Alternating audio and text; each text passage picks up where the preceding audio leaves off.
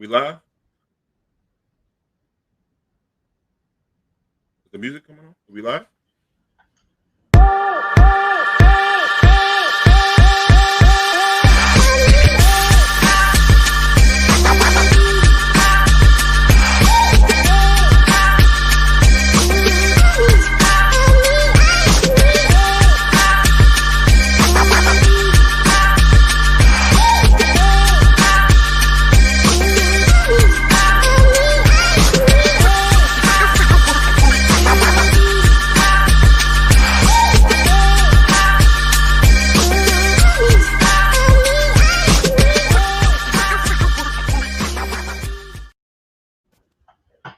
Hello, hello, hello. Welcome back to Chop It Up with my brothers. How you doing, guys? How you doing?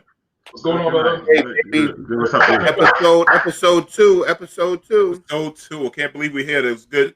Thank you, everyone, for chopping it up with us last week. It was so great to have everyone in. We got a lot of good feedback, a lot of comments, a lot of critiques. We appreciate all the good, the bad, and the ugly.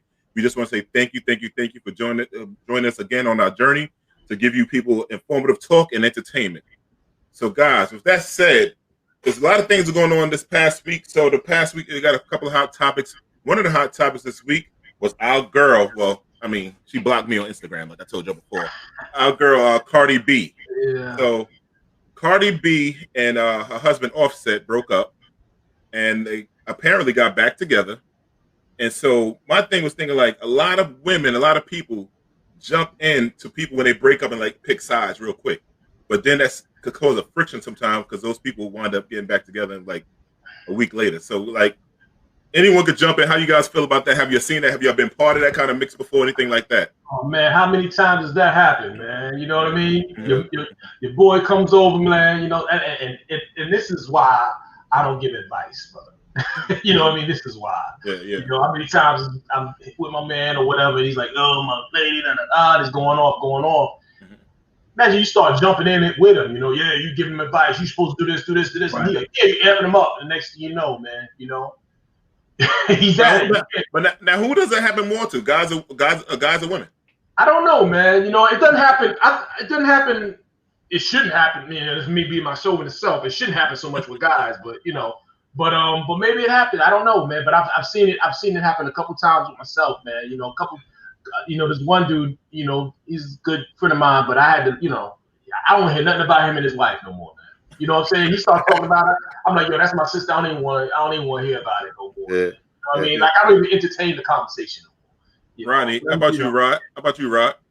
I'll be honest with you. Yeah, it's a common thing, but I think that men and women give different advice in that situation.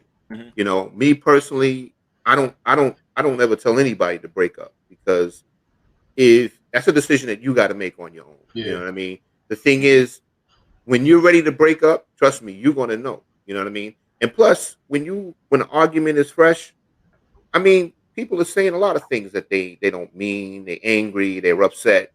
You know what I'm saying? Their feelings are hurt. You know what I mean?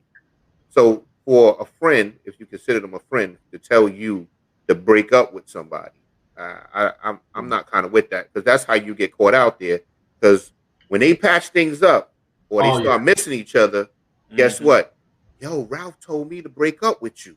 That's definitely coming out. It's gonna be pillow talk. It's gonna happen. Yeah. I find this actually your man can't even, you know, be around you. You know what I mean? It's like, you know, depending on how badly they went in, you know, it's like, you know, you kind of ashamed to even be around you sometimes. That's the difference between middle-aged me and like 20-something-year-old me, man. Yeah. Young me might have told people to break up, but old me don't tell people to break up. Yeah. My name is Ben and I'm not in it type shit, right? Yeah. But I do tell you this. The old me might have said, yeah, let's go hang out. Let's go get to the club. Let's go get some new chicks. Well, you know, that's always the prescription. Correct. Yeah. You always got to say long time ago. Yeah, long time ago. But I don't understand why you know, I guess it's different when you have two entertainers, why they let this play out in public. You know, I think when you have two people, it's hard enough, but then you bring two fan bases together. And, you know, sometimes that's the reason they get together. And, right. So that's the issue, too. So if this is part industry, you have two publicists probably involved. then it gets shaped. The more people you let in a relationship, the more distractions you're going to have about a relationship. Now, I'll say this. One thing I realized, regardless of your economic status, regardless of your popularity or your position, there's certain things that are just common. Now, I would assume there's a lot of people that just feels like when she makes these proclamations, I'm done, I needed to move on, and you're saying that you're having a divorce publicly, and then you're actually back with the person, then it brings your judgment of the situation into question. People are going to choose sides, and you actually license them or deputize them to do that if you're going to make these, everybody on social media, and they want to share everything that's going on. So I think they set themselves up for failure. Yeah. I believe too. Sometimes these breakups are to gain more popularity, get people talking about you too. Right. The question is, why do we have a culture that loves to sensationalize that? I mean, those things we like to see. Drama sells, Calvin. Drama sells. Right. Yeah. And so we have to take a look at that. Just, one hand you hear this whole black love and all these different things that people want to perpetuate. And then on the other hand, it's like we love to see these shows where people are arguing and people are throwing, bottles at each other and all those things that. I think somewhere along the line, we got to kind of figure out what is the identity crisis in our community. People that love to just see dysfunction, because what happens is they're comfortable with chaos because that's what they're accustomed to. Correct. But look what happened this summer. Everybody's trying to pick sides between Jada and Will Smith with the whole entanglement thing. They were like, people was saying Will Smith was a sucker, and they wanted him to really just break up it, because I think I don't want to say our culture, but we're addicted to the drama and trauma. Like, it's a fact. Like, it was saying, hey, look how many reality shows, like you said, Kelvin, throwing drinks in the face. They love seeing the drama. I don't know what it is. It's just like we're addicted to it, because people are really rooting almost for them to break up. And the same thing with Cardi B and Elsa. I think the Will Smith situation is very, very interesting for these reasons. First of all, a lot of it just didn't make sense. What I saw when I saw that red table discussion that they had between the two of them, I saw something that looked carefully crafted and orchestrated. I say the same thing, Kelvin. Say the same actors that were acting. There's only one thing I didn't understand with it: why they took a person who is D-list from most accounts and acknowledged him on the A-list level. Because I don't think this is Jada's first rodeo, and I don't think it's Will's. I think my perception is they probably have an open marriage or something like that. The average dude that you cheat on is not going to sit across the table from you without you surrounded by security once you talking about he was with another man, especially one half his age. So I just think I think what I saw on there was a man saying, how did you allow this private thing to become public? Because usually when we have these parties or these get-togethers or whatever they may engage in, you usually will have people there that are on their level as far as their status is concerned, and you went outside of that. And that's I think that was the issue. That's the whole point, man. That guy was a couple's toy, man. You know what I'm saying? It was like, I think this is what happened. I think she just kind of got wrapped up in something, it was supposed to be a toy, something to play with. She got wrapped up, man, and it got out, man. And I think that was the biggest sin with regards to the marriage. The fact that, not that it happened, but the fact that it got out, man. Now that's rubbing up against his brand, and it's messing up the whole brand together, man. He's kind of almost got to distance himself from it, but at the same time, still stick with it. And it's a very difficult thing to navigate at that point, man. Their concerns are far, far different from my concerns, man. You know what I mean? So their money is longer than train smoke. They don't have we have. You know what I'm saying? And another thing too, they break up, they can move on. Ain't nobody getting hurt. Everybody's gonna be fine. And one of the comments, somebody said, people are fascinated with train wrecks. Exactly. Yes. That's exactly the case. Yeah, it's the same reason why you driving along. About what happens when there's a car accident on the side of the road. Traffic stops. You know what I'm saying? It messes up the other lane that the accident is not even in. Well, that's the whole point. Yeah. The accident, they didn't pull the car off on the shoulder. It ain't even in the lane. But you still got traffic because people got to stop and they got to look. You know what I mean? And the way I've always framed it is this. When you used to go to the circus as a kid and you watch the person walk across the tightrope, you watch for one reason. to see if he's going to fall. Yeah, if he's going to fall. You could just push that toward all the things you're talking about. And then the thing is, when you used to see circus performances where there was accidents at the performance, what did people used to say? Dad, I wish I was at that one. You know what I mean? They wish they were there. Right. You know? That's what's captivating, you know. And so, you know, I know this happened a while ago and we were not on air when it happened. But it just seemed very, very carefully rehearsed. It seemed like it came out a week later, then to put it on your own platform that you created, you know. And I like Will Smith as an actor. Something is different in Hollywood. Something is different in the water in Hollywood. You see so many people. I look back to, you know, when Martin Lawrence had his issues, when Dave Chappelle fled the industry. Why these people who have gotten all the success and the money and the fame and the adoration, what is it that makes them want to abandon ship when they get out there? There's certain things that seem to be permissible out there. And I think what happens is sometimes what you do to get in that industry or what you do to stay in that industry, I think puts you at war with yourself sometimes. So something internally, I think, convicts you to say, you know what? Although I'm a star, there's still brokenness inside of me because of what I had to do to become a star. And it wasn't just predicated on my talent. Yeah. Someone said seeing someone else's trauma is make you feel blessed about how, like, I guess how your life is feeling. Like you feel good about yours when you see somebody else going through something tragic. I think there could be some truth to that. It depends on the person. Some people say it made me very, very humble and not to take my life for granted. Other people like to say, good, I can deflect from my own life and look how bad somebody else's is and make me feel better about myself. And I think that part may be dangerous. Yeah. I think it might touch the same bone as comedy, though, man. You know what I'm saying? It's like, you know, the thing that makes comedy so funny is the realness of it. You know what I mean? Yeah. Right. So, you know, it may be the same thing that keeps us interested. You know what I mean? Right. And that's fair. There is no bad press, like they say. All press, all attention is good attention, as long as people are watching or listening. Mm-hmm. You know? Right. You know, you just got to be able to live with yourself. You know. But I know. I remember when you were saying about the drink in the face. I used to sit there and watch some reality shows, and then you see that women fighting. Basically, a group of women get together to go out to dinner so they can fight. That's crazy. Right. I mean, we all gonna get together. We gonna go on a trip. And we're going to hope that somebody fights. You know what I'm saying? That's crazy. Well, I think more importantly, you can't have a camera crew there unless you promise them action. Correct. I mean, and security there. Right. Yeah. Nobody wants to come and see everybody unified. That's not why that's not why they get paid. And like you just admitted, that's not why you watch. You know what I mean? Mm-hmm. Some people want to watch something on screen that represents what you think or like, but you can't do in your real life.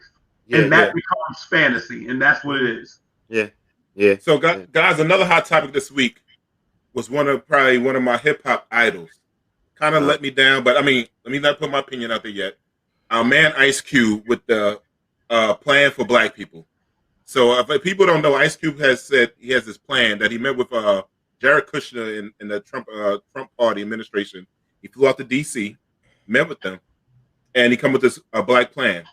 And I guess Trump and them call it now the platinum plan. The platinum plan gets appeal to us. I guess we like platinum and gold teeth and shit like that. Yeah, we like shiny things. I mean, you might as well call this shit the Ciroc plan or the Hennessy plan. Yeah. So, I mean, what do you guys feel about Ice-T and Ice Cube? And I got something I want to say, but I'm gonna let you guys go first. Anyone you guys can take the mic right now. Listen, man, I think it's telling what you just said. Like, it's the platinum plan. You know what I mean? Like, it's kind of like that's. Whoever came up with that. It's like, that's our idea of wealth. You know what I'm saying? It's got to be like Ciroc. It's got to be expensive. You know how much money we can spend. You know what I mean? We don't think about, growing our wealth or whatever, just, throwing it up in the air. You know how it is, the whole make it rain syndrome, throwing it up in the air and everything. You know what I mean? So, yeah, it's platinum plan, it's Ciroc plan, it's Hennessy plan, whatever you want to call it. You know what I mean? Yeah. So, but, I think it's off top. If they call anything with regard to politics, we know that most of the problems that are dealing with politics is we try to get money out of politics, man. Remember that when that was an issue, every political party says, okay, I want to get the money out of politics until they come in power. Then it kind of goes away. You know what I mean? Mm-hmm. So it's just like it to me it's just kind of like it almost is like something subliminal to us as voters, you know what I mean? Like, so that we don't even have a conversation anymore of getting money out of politics. Yeah. It's like, what are you willing to spend? How much are you willing to spend? How important is your vote to you? You know what I mean? So I don't know. I think it's I think we're in a very strange place right now. This is the way I saw it. Let me say this. This is a promise I tried to make to myself, which is not debate with anybody on a subject I don't know what I'm talking about. And what I saw Ice Cube do was start the debate a subject where he looked like he really didn't know what he was talking about. Yeah. He wasn't in his wheelhouse. Now I watched his interview with Chris Cuomo. Then I watched his interview with Roland Martin, the one with Roland Martin, and I knew Roland Martin wouldn't let him off the hook. I knew he wouldn't let him off the hook. No. And what he did was Ice Cube embarrassed himself, in my opinion. I thought he was going to do that.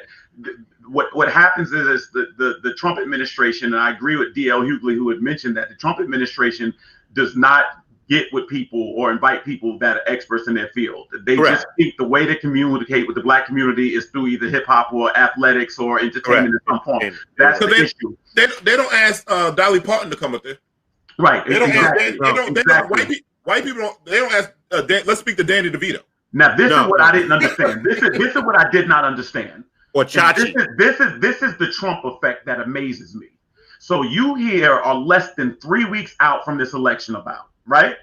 Mm-hmm. So Ice Cube goes and connects his name, whether he's a part of the administration or not, he connects his name with Donald Trump while the ship is sinking. He connects it. Now, what you did was you isolated your fan base, the people that go to see Friday movies, the people that love your music. You're the one that had F the police and all this stuff like that. Now you got a man that said we need to restore law and order that has no regard for sensitivity of Black issues. You connect or align yourself with that person 3 weeks before the election. It made absolutely no sense. In other words, I could not think of one thing that Ice Cube could gain from this. But listen, not one thing. That's the thing, though. We're talking about entertainers. You know what I mean? They have I think it rubbed up against an old muscle of his. You know what I mean? Which is to say he's kind of like entertainers are like a clear blank wall. You know what I mean? For advertisers and for promoters and everything. You know what I mean? Just throw money, and it's almost a reflex. If you throw enough money at him, he's going to grab it and he's going to promote it, and he's not going to think that hard about it. You know what I mean? Yeah. So that's what I really feel. You know how I see it. I'm like D. I'm a huge fan of Ice Cube. I remember Ice Cube's first record. I follow Ice Cube on Instagram, and when I was following Ice Cube on Instagram, I had a little issue with him telling people to withhold your vote until you get something for it. I absolutely agree with you. Okay. So now, the thing is, I just saw something in the comments by somebody. I'm sorry if I didn't catch your name, but the thing is, Ice Cube should have known better than this because this happened to Steve Harvey as well. Steve Harvey took his behind up to the Trump Tower, and the thing is, he had to wind up hiring PR people to revive his fucking career. You know what I'm saying? So now the thing is this: Ice Cube, like you said, they let Ice Cube come up there. They didn't let anybody that's educated or have a background in medicine, education, law, or anything like that to put a plan together for the Black community. They let a rapper come up there, and I'm not downgrading Ice Cube or whatever. Maybe his intentions was well, but he should have known better to do this. He does not have the background to be able to do something like this. You know what I'm saying? Hold on, wait a minute. Let me just. And then the thing is too, Trump is known for optics. So the thing is, he's going to anybody come up there Black. Guess what? He's going to take a picture with them. It's going to get out that they were up there, and it's going to try to gain Black votes. And that's what it's about, you know. Okay, but you got to unpack. You have to unpack this. What Ice Cube said today was interesting. Or the interview I saw, Ice Cube has given the impression that the administration sought him out. I want to know, out of all the entertainers in the world, what would make this administration go to Ice Cube? Like, Ice Cube has white. See, the thing is, like Phil Simon was saying before, Ice Cube has white management. Not saying anything with having white management. No. But his manager was the one that made the connection to the whole party. But if you're the Trump administration, would you have gone after Chuck D? Yeah, exactly. So that's my thing. It just doesn't seem plausible. But my man Brad said he should have took Ja Rule. But so here's the thing with Ice. This is the thing with the whole Tone Loc should have been yeah, wild thing. So here's my thing.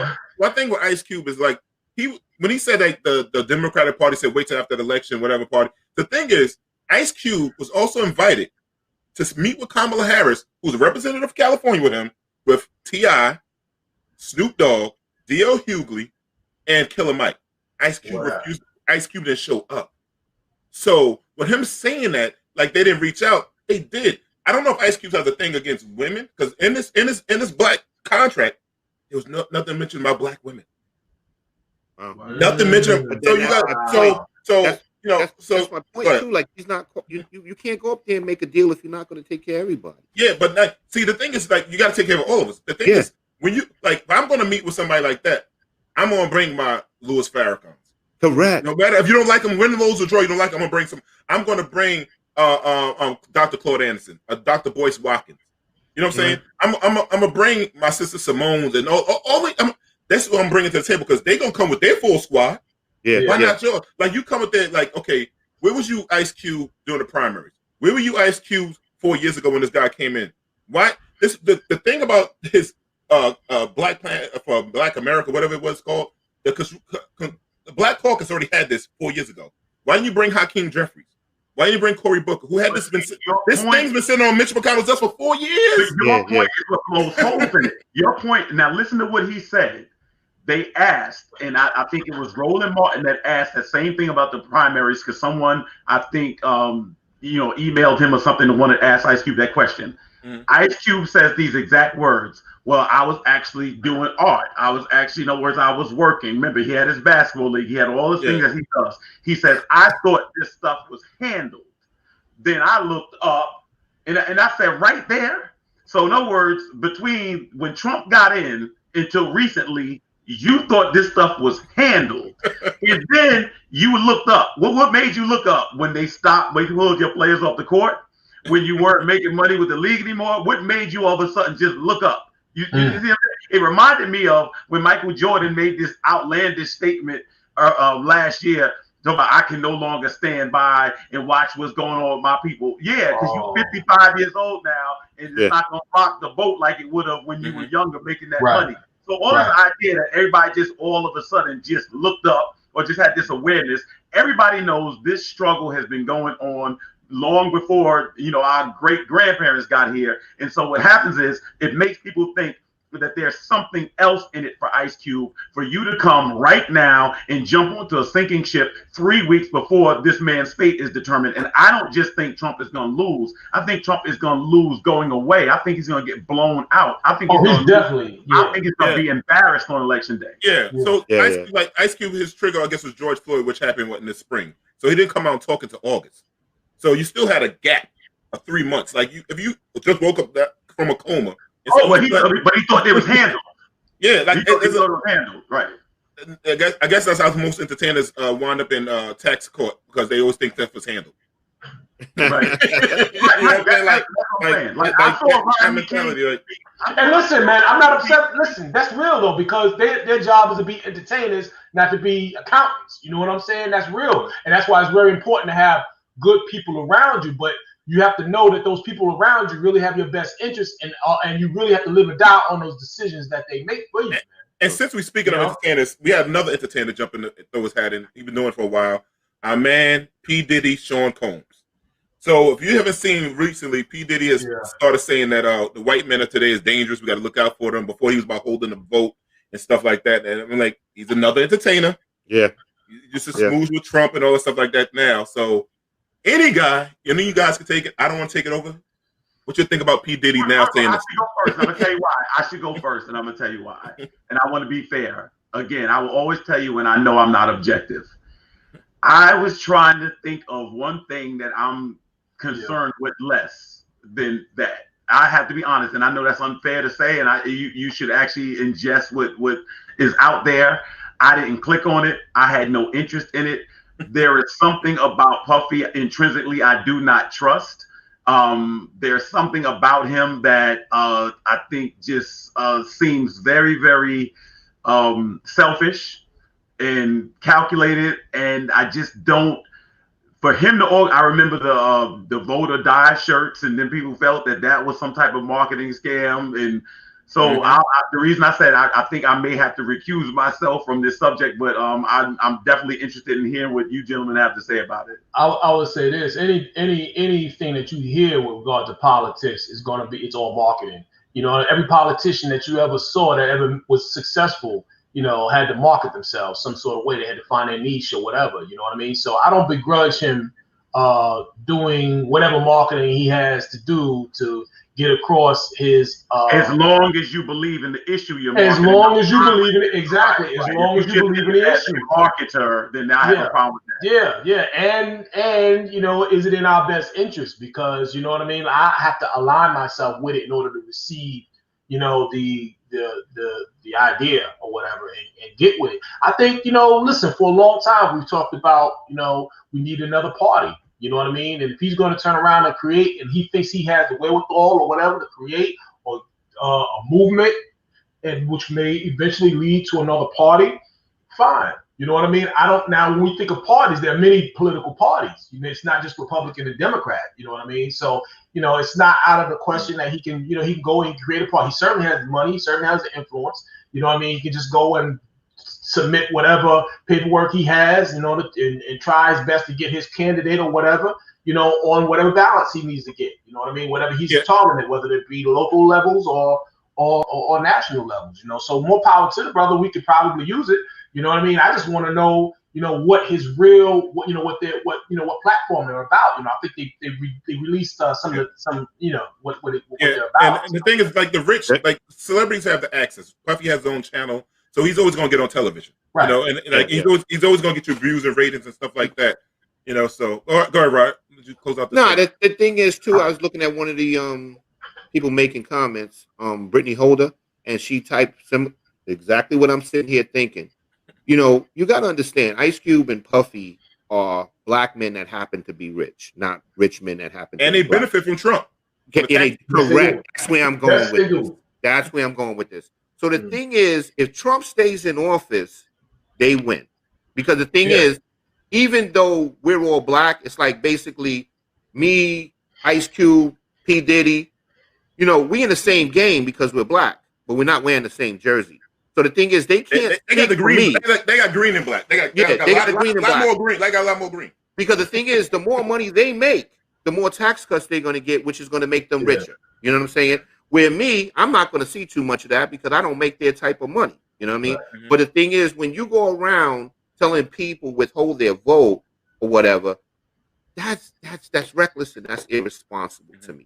You know what I mean? Because basically, you're not in the communities that we're in and the needs that we need in our families and stuff like that. So for you to go around saying that is just totally irresponsible. You are helping them suppress the vote. Yeah. You're helping them. You know what I'm saying? So and the thing is,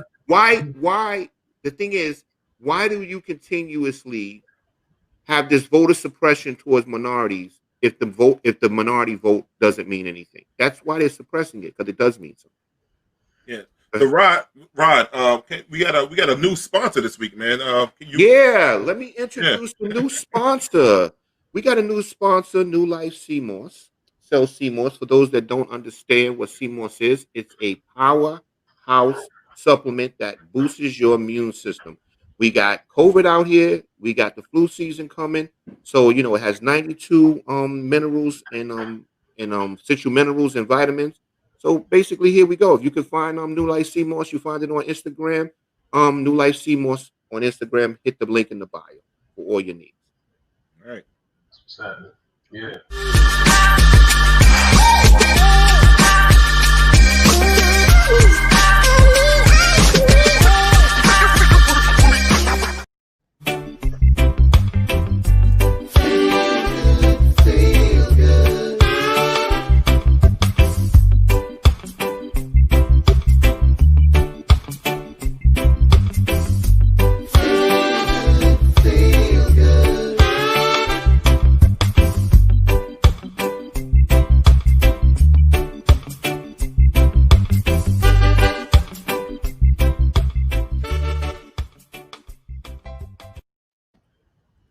All right. Welcome Thank you, back. New Life CMOS, first sponsor. That's right. Thank you. Appreciate it. Appreciate the love. There you go. All right. Welcome back. Welcome back. Please like us and share us on YouTube and Facebook. Chop it up. So this summer, one of the hottest shows on TV, I don't know if you guys saw it, but I definitely checked it out. Show called P Valley. So to give you guys a little backstory of P Valley is a story based out of Tennessee with inside a strip club. So it was a strip club that was struggling, and this mysterious lady walks into the club, and she has a backstory, like many people do, and like we all have a backstory in all of our lives. And it gives in-depth insight into what goes on in the adult entertainment lifestyle. So tonight we have a special guest tonight. My girl, who I've known for a long time, she's very entertaining. Her name is Promise Batista. So welcome, Promise Batista, to Chop It Up. What's up, Hey, sis? How you doing? How you doing, Promise? How you doing? Guys, I'm going first. Hey, Promise, how are you? I'm well. How are you guys? Good. Thanks for coming on the show. You look great. Thanks for having me. No Still problem. in my I know, but I know, but you got to go to work tonight and stuff like that. So Promise, you and I have known each other for a very long time, probably over 10 years or so. Yeah, right. That's you, my homie. So Promise, my first question: what made you get into the entertainment lifestyle? Nothing made me get into it. I was actually extremely young, and I wound up getting snatched up by a pimp. Didn't stay with him long, but after I left, I was already kind of addicted to the fast money. Like, I ain't gotta ask my mama for no sneaker money. So, I wound up sticking around, and then I guess I became good at it. Well, you've become great at it because you making more money than me right now. So like, so you you're doing good at it right now. This is a fact. So Rod, I'm sorry, Rod. You said you want to get a question. You want to get in? Yeah, I want to ask you a question. Promise. Two things. Were you responsible for them banning windbreaker pants from strip clubs? No, that wasn't you. No, that wasn't. That was actually D. That was D. Because D would always be wearing windbreaker pants and sweatpants to the strip club. No, but on a serious note, Promise. The happy endings that happen with those pants, sometimes it got outside of the pants onto the girls. Yeah. Oh my gosh. No, but I got a more serious question. The thing is, do you think that as far as the adult entertainment industry, you think social media boosted it, or do you think that basically it's still the same? Did it create more revenue for the I definitely believe it boosted it and created more revenue. But then again, I also feel like it kind of hurt it to a certain extent, because what's the sense of like going out to these clubs and supporting the dancer or getting a drink or anything like that when you can actually see what's going on inside of the club via live or with 15-second or 1 minute clips? Like, you can save money and just scroll on Instagram and find out what's going on inside. You know what I'm saying? So that kind of like, I feel like it hurts it, but then it also helps. Social media also helps promote the entertainer, so she can go from a little club like the Pink in P Valley to bigger clubs. You know what I'm saying? Because her face is out there on some Mississippi type of thing. Gotcha. My thing, like, I know you do more of the private shows and stuff like that instead of the strip clubs. So what's the difference, and why do you choose that over doing the strip clubs?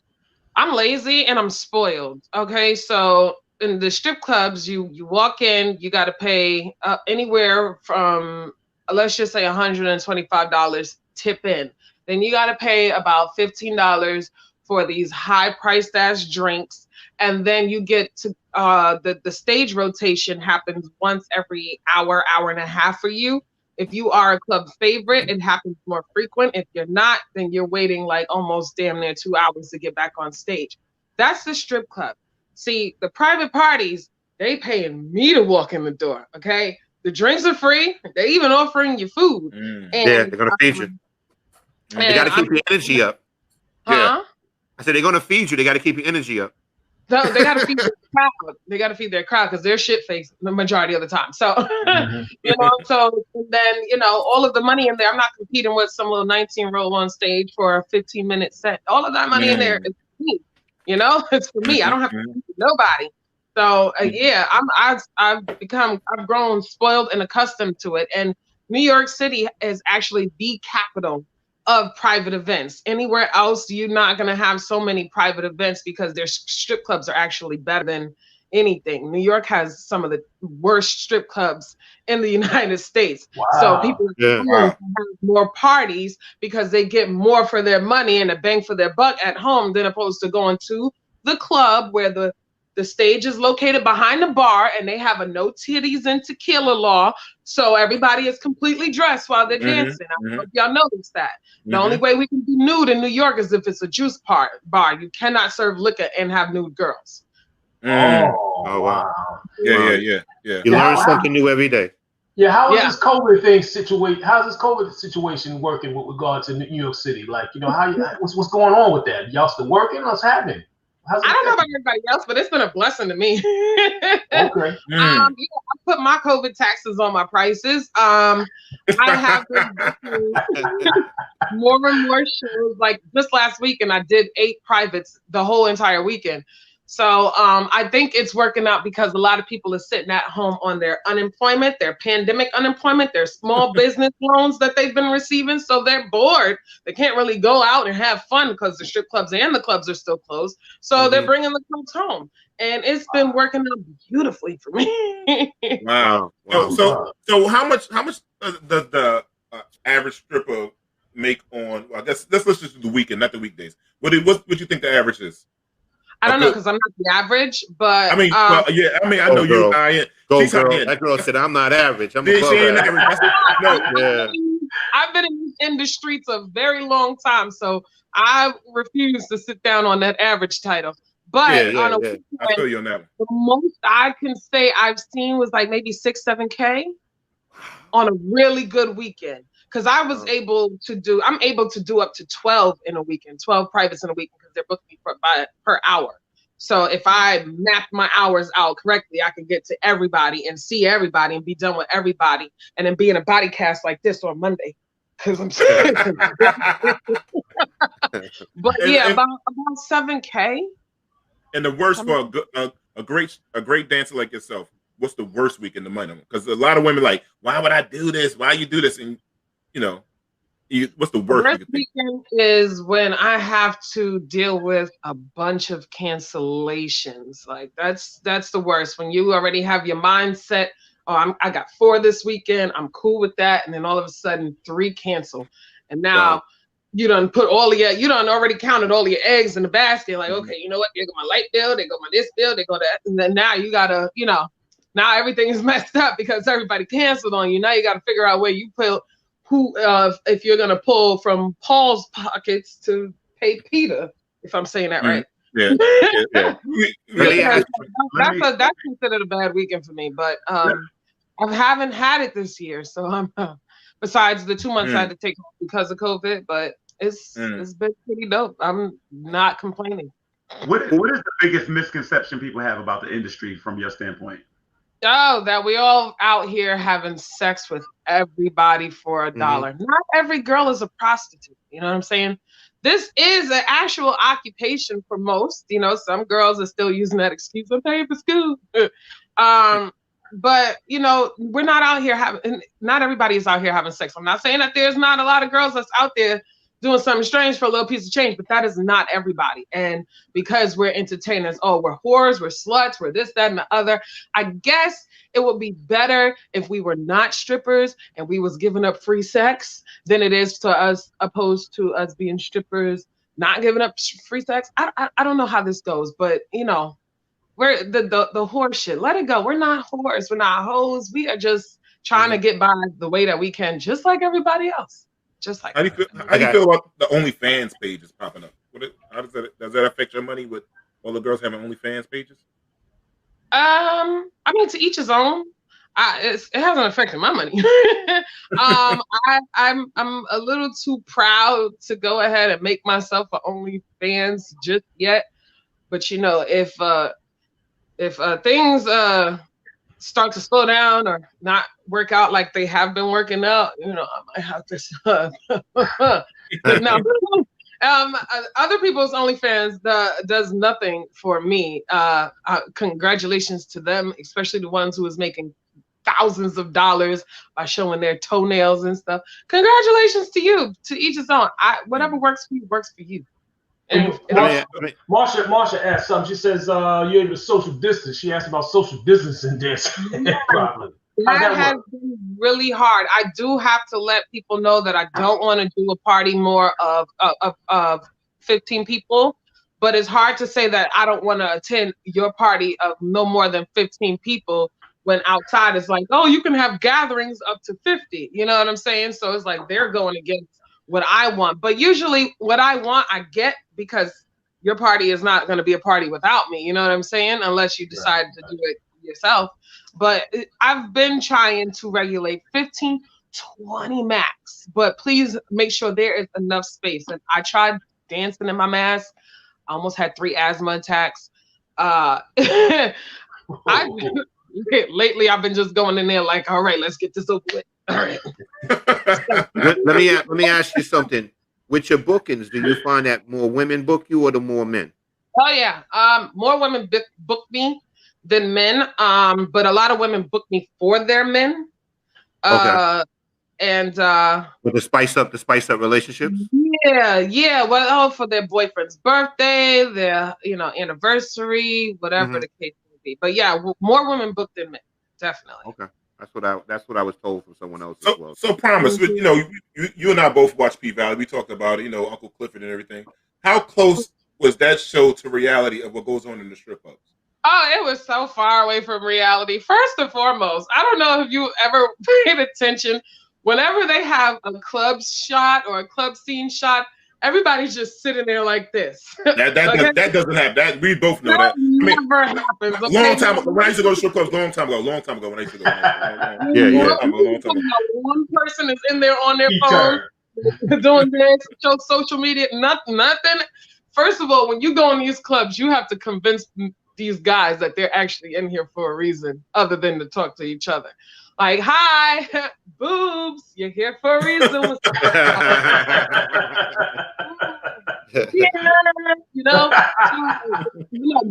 guys, they're pulling on you left and right, and that is just so not what it's like in the club. It's not. You got to pull their teeth to get. Wow. Annoying. Let me ask you a question. If you weren't doing this, what is something that you aspired to do other than this? I would have been an astronaut. That was my thought. When you started talking, that's the first thing I thought was astronaut. I think you're an astronaut now. You're taking people out of space. I get them as high as possible. No. There you go. Yeah. To the moon and back, right? There you go. Yeah. I don't know what I would be doing if I was doing this. When you were a kid, what did you want to do? Or was this what you wanted to do? This isn't what I wanted to do. I wanted to be an astronaut. But yeah, I mean, I can't really say that I haven't done everything I wanted to do. Like aside from dancing, I work for Medicaid. I know I didn't want to talk too much about it. I'm also a parent, a foster parent, I've also, I've been to school for a million things, completed half of them. I'm also a hairstylist. Anything I want to do, there's nothing preventing me. This isn't stopping me. This is just literally a hustle amongst all of the other jobs that I actually have. This is literally a hustle. Yeah, let me ask you one last question. This is my last one. I want to ask, have you ever seen somebody in the industry that you knew this wasn't for them, that they either couldn't cut it, or now I would assume that there's certain people who, let's say they were considered maybe cosmetically challenged, and somebody has to do. People get turned away. Cosmetically challenged. That's what we say. Can you describe a cosmetically challenged person? I don't want to say their name, because if you do, if we all know them, it'll be foul. But this is the thing. What I'm saying is, tell me what they might look like. Tell me what they look like. If you are a woman and you won the Flavor Flav lookalike contest, then that's who I'm talking about. Now let me stop. No, but have you ever like how? What is the process? How does someone get into that industry, and do people get rejected because they don't fit the model? And Thomas, have you ever told someone that they couldn't cut it? Have you ever told them that they couldn't cut it? No, I haven't. I just let nature take its course. First of all, it seems like they let any and everybody into this industry. There's no auditioning. There's nothing. If you want to be a stripper, you can be a stripper. And, it's kind of like a candy store. There's different strokes for different folks, different flavors for different appetites. And who am I to tell you that Rasputia is not going to make money in here? I'm not. I can't even want to tell you that because I'm not the one paying nobody. Right. But if the crowd is not receptive to Rasputia, then maybe hopefully, she'll take that and run with it the right way. Literally, like run out of the club with it. It's not made for everyone, but everyone is trying their luck in it, and they're allowing everybody to. It's weird. The problems. Have you you and I have been in some crazy spots before and everything like that. So, has anybody ever crossed the line with you inside in these places? And how did you handle it? And do you take security when you do jobs? Yes, I do take security. What do you mean by across the line? Like, does anybody anybody try to you do like a private show? Somebody try to come into the bathroom or the changing room and try to whatever. In other words, anybody overstep their bounds? The most I've had at these private events, and I've been dancing for a long time, and I can count on one hand how many times I've had serious incidents. But it was all in the worst that it's ever been is people just trying to rob me. That's it. People trying to take my money, trying to give me fake money, stuff like that, and that will always turn into an arguing fest or whatever the case may be. I do have security with me. I'm not that slow. But that's as bad as it's been. People, when people get excited, especially me being the stranger in the house, some people want to get rowdy and try to fight. No fights have happened, but it's gotten stirred up that way. So to that point actually. So that's as far as that's as bad as it's ever gotten. But like I said, I can count on one hand in the last plus 10 years. Yeah, so problems like you and I, how we met, and people know long time ago I used to sell stripper clothes. I got a whole life hustling, crazy shit like that. so that's how we met. We met in the back room, and what's that Players Club? Like people don't understand what goes on in the back in the changing rooms and stuff like that. So can you give us some insight? Because I mean, when I was in the game, that shit was some exposure I never seen. That shit was the wildest shit I've seen before. and I was like, yo, it was just I didn't know women talk like this. I didn't know they were ready to get down and fight like that. So can you give any kind of wild stories on that background? Then I'm gonna ask you another question. What's the wildest shit you ever seen? Because I got a wild story. Well, for one, I always wanted to come out with my own dressing room documentary because the girls that you see on the floor is not the same girls you see in the dressing room. It's a whole different world back there. Dang, guess what? I forgot the question. What's the wildest you've seen in the back room in the changing room? What insight can you give us on the cattiness and all that kind of stuff like that? Oh yeah, it's cattiness. The girls are very cliquey. They all click up. It's a little nasty. It's a dressing room. It's a dressing room. But whenever you're dealing with women, that's different PMS periods, personalities, all of that stuff. So you know how it goes with women. Yeah. So listen, let me tell you guys, this is some funny shit, right? The funniest stripper shit I ever seen in my life was when I went to a strip club in Jamaica, the country, not Jamaica, Queens, where I live in. Jamaica, the country. Now going to the strip club, it's promise, you hedonism, all that kind of shit like that, and all that kind of stuff over in Jamaica. So I go into the strip club, and they keep selling Sean Paul is going to be here. So I'm like, Sean Paul's going to be. I'm like, in this wild ass strip club. I'm in Jamaica. They got. Jamaica, not to be disrespectful, Jamaican women put a lot of makeup on their face. We got white, yellow. We on vacation. They got my shirt all fucked up. So I'm waiting for Sean Paul to come up here. And I'm waiting. The crowd is going crazy. They said, Sean Paul to the stage. No BS. This midget, little person, whatever you want to call it, jumped on the stage. and he starts doing his little dance and showing his little midget muscles and whatnot. He takes his pants off. He got 2 girls with him. Takes his pants off. I swear to God, a elephant trunk fell out the dude's pants. midget. His thing was longer than his leg, so he's like he was kind of wobbly, right? I didn't know exactly what club you was at. You was at Shades and Ocho Rios. It was some wild shit. It was called Shades. So damn. Yo, dude. Now that ain't it. I promise. That ain't it. They said this guy named Screechy Dan is coming. I'm like, if the midget, if they got somebody else to top the midget, Screechy Dan, he comes out in a wheelchair. No BS. They push him on a wheelchair and they throw this paraplegic dude off in the wheelchair. And they dancing around him. He got his arms going. I don't think you're dancing with his arms. And they going crazy for this. Now that had to be the wildest trip for us. Hold on. One thing I have to step in one more. The views expressed by Ron do not represent, because automatically anybody that's a small person, we already got them on the phone. Yeah.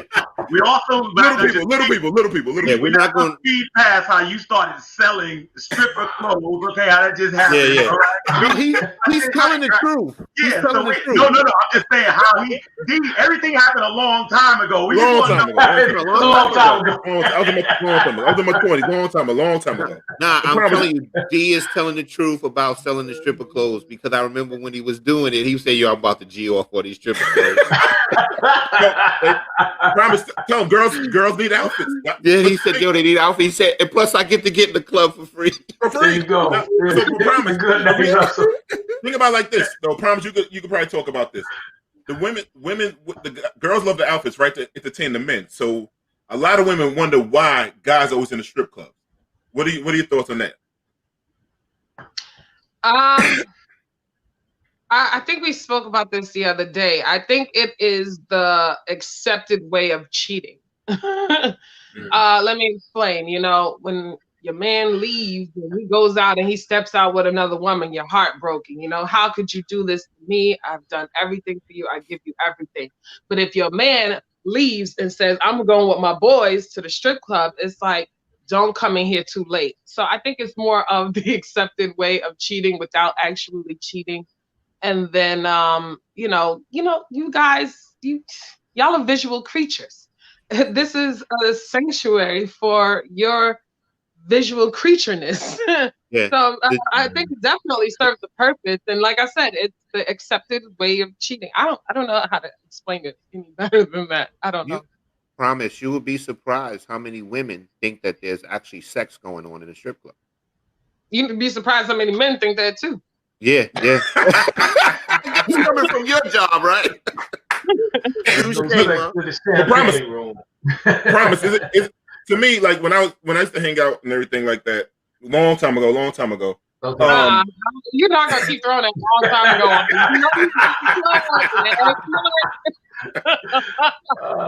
But a lot of is it me or a lot of the ladies that were dancing were more into ladies, and a lot of the male strippers were more into men?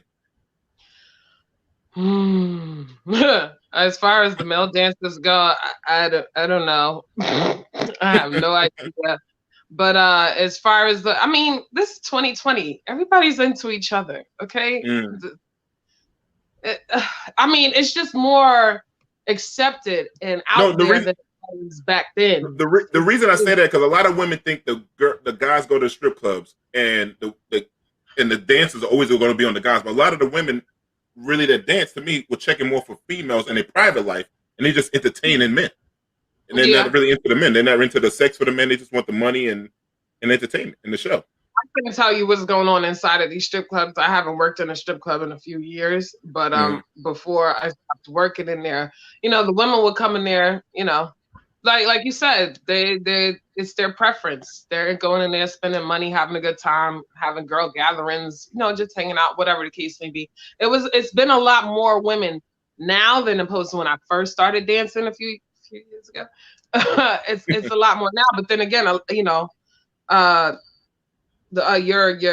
your preference and your sexuality is more accepted now than it was 10, 12, 14, 16 years ago. So yeah, Yeah. Plus, you're doing private shows, so you're going behind closed doors and let everybody fulfill their fantasies. That's basically what's happening. Yeah. These strip clubs, these young girls, I just can't see myself being 30-something on stage competing with a 19-year-old with her titties all the way up in her neck, and I'm just sitting over here smelling like Ben Gay. I can't do it. When do you think the career will end? It was supposed to end at 25, like Mercedes says. 25 is supposed to be the year that you retire, but it just hasn't happened yet. It doesn't happen because of the money. I want to let it go, but it's like New York doesn't want to let me go. How do you advertise? Just on social media, or people just word of mouth? I don't. It's all word of mouth. I have more repeat clients than I have new ones, and then if I do have new ones, it's always from a repeat client. I haven't promoted myself in eons. Wow, and I'm still, she gives one of the great shows. I always call people asking for dances. Yeah, I'm the fifth element. I'm doing earth, wind, water, fire, like all kinds of shit. Like that's literally what you're gonna get at booking me. So I do a lot of word of mouth. So we both have a mutual friend that's been in the game for a long time. Promise. She does this trick that she lights a coochie on fire. I swear to God, she lights a coochie on fire to burn off the gray hairs. She's that what? She's that old, bro. She's that old. I'm not gonna lie. Are you serious? Bro, she's older than me, man. I'm 48. She's older than me, bro. Wow. She lights it on fire. I'm not gonna lie. She pats the joint out. Like, I'm not gonna lie, bro. But you know what? When you see these people, do you ever think that might be you, or you definitely have an exit strategy? I don't at all. I really don't. I don't. That's not gonna happen. Yeah, I'm tired as hell now. I don't understand how you can make it to 50 and not be tired. I am 32 and I'm tired as hell. I literally have to Epsom salt and Bengay myself every Sunday. I'm tired. How did they do it? That is the truth. Look, those are the gods of the Meg Thee Stallion knees. I don't know. I don't know how she does it either. I'm like looking at her like, wow, she got a lot of work done too. So she looks a little young now. She got them stay right there's now. If you people don't know what stay right there's are, when a woman takes off her shirt and her breasts, stay right there. Right there. So those are stay right there. So she got them 50-year-old stay right there. I just want to ask Rodney. Rodney, do we still have the sponsor? Are they with us? We still have the sponsor. He doesn't want them to be with us. I'm just saying. Calvin, I have a feeling that will be our last sponsor. Yeah, we might have messed that up, man. Yeah, we might have blew it today. We might have blew it. Listen, with that said, we do have to go to back to another commercial. So listen, sister, I love you. I thank you for your time. Go get that money tonight. You know, if you want to share some of that money with me, you know what I'm saying? Like, we always do that and everything, but I'm sorry, my phone is breaking up. My phone's breaking up. Promise you always got a special place in my heart. You know you're my homie, man. I love you, sister. All right. It was a pleasure. It was a pleasure. Promise. Thanks for acting like you don't know me.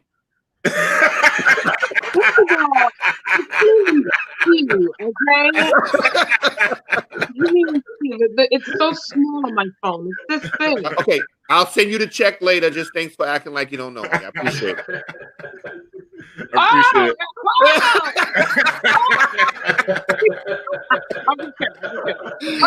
No, it was a pleasure, Promise. It was a pleasure. Baby. Love you, Take girl. Care. All right. Cool. Thank you.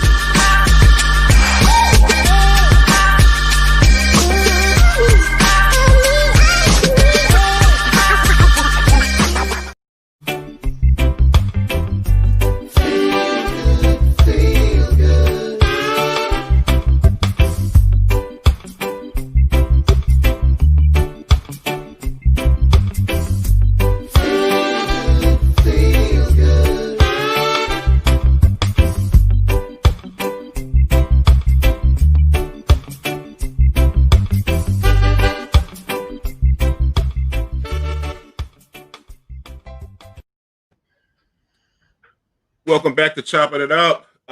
Please like, share on Facebook, and YouTube, subscribe. Follow us on Instagram at Chop It Up, Black and Latino Media. So we had a little funny little entertainment that was kind of cool. My girl Promise Batista, check it out. You can find her Promise Batista on Instagram. Please book her. It's a great show and she's a love. And you can see she's a real sweetheart. Kelvin, you all right, Kelvin? Kelvin, you still with me? I'm looking to see the next sponsor we're gonna try.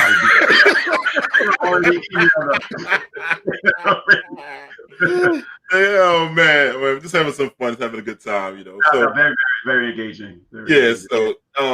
So now we're gonna get a little serious now with what our next guest. This is also another one of my sisters, my good friend, Miss Donna Hilton, and Donna will tell you all about her lifestyle. Donna has a great journey we're gonna talk about prison reform, her life, and where she's at now. The great things that she got going on, and Donna will give you some stuff. So welcome, ladies and gentlemen, Miss Donna Hilton. I think we might be having some technical difficulties. We got technical difficulties with Donna? Yeah. Okay. Okay, cool. So we could just talk about anything. We could go back talk about Promise. We waiting for Donna to get on. We could talk about like one thing, like, you know, with the Trump administration, he want to say that he did so many things for Black people in prison reform, and I think we all noticed some real BS. Like we talked about it before. The only people he really let out before were like a lot of drug dealers. He didn't let out a lot of political figures. And Donna's going to be one of the people that will actually talk about how Trump actually blocked her from even coming to the White House. So, you know, how do you guys feel about what Trump says about you know, this whole prison reform type of thing and stuff like that? I think it's an optics thing. I don't think he cares about prison reform. It's just something that he uses to try to get reelected and try to gain some Black votes. That's what I think. That's the season. Yeah. That's the season we're in, though. You know what I mean? It's like, you know, we all of a sudden Black people exist every 4 years. You know what I mean? And it's like, you know, now the thing is prison reform. So everybody's rushing to the finish line or whatever, you know, to get on that. You know what I mean? And it's just, you're gonna get the same thing from the Democrats, Republicans. You know, maybe it's good that just we're in the conversation. You know what I mean? You know. Yeah. So, see, the thing is, I don't have an issue with prison reform, but the thing is, everybody's not in prison. You know what I mean? So I mean, I don't think any of us have been to prison. There's some other things. No. Don't get me wrong. There's a lot of brothers in there that need to be let out. You know what I'm saying? Or they paid their debt to society and they still gave them football numbers. But the reality of it is prison reform. I don't want it to seem like every Black man's in jail. That's why we need prison reform so bad. You know what I'm saying? I agree, Rodney. We need a few things I can think of a few things that are more important than prison reform. You know what I'm saying? It seems to me, but you know, to me anyway. You know what I mean? Like better education for our kids. You know? Yeah, you know, obviously if you're in prison, then you know you prison reform. You know what I mean? But you know, but you know, that's the thing. You know what I mean? I think it probably goes along the lines of previous marketing. You know what I'm saying? Just, you know, the police brutality and you know and you know, just the sentencing and everything situation, and then you know they kind of deal with that. You know, prison reform while you're there. So you know, my thing is like, you know, you talking about after they get out, like, can we have some more programs to stop them from getting in? We're not proactive like that. I think that's been one of the issues. That was one of my concerns. We're not as proactive. I can say this. I had some family members who were career criminals. And I mean, I'm not trying to be judgmental. It's just honest. I had cousins that really did a lot of time and for a long time. I'll say this. The path that they were on, everybody saw it before they got there. I don't know that everybody tried to step in and do something. I can think of certain people that were sent out in the street to do crime so they could take care of the family. And it usually be like the oldest boy if your father was locked up or something like that. And we don't discuss that. I remember when there was a big issue with the Rockefeller laws. And I think Russell Simmons was really, really making a lot of headlines because he was so against, you know, how unfair it was to our young people who were given, you know, decades and change in jail. And I agree with him. My question was, did Def Jam and all of the music industries and things like that get together and say, when we see it, if you remember in the 90s, you could go past the average bodega and there'd be like 6 teenagers outside selling drugs and everybody knew it. And I don't know that the aunts and the uncles and the fathers and the cousins were out there as vested in trying to keep them from there. I remember a young man he had no job, and he was every week driving to Texas and driving to Virginia and all this stuff like that.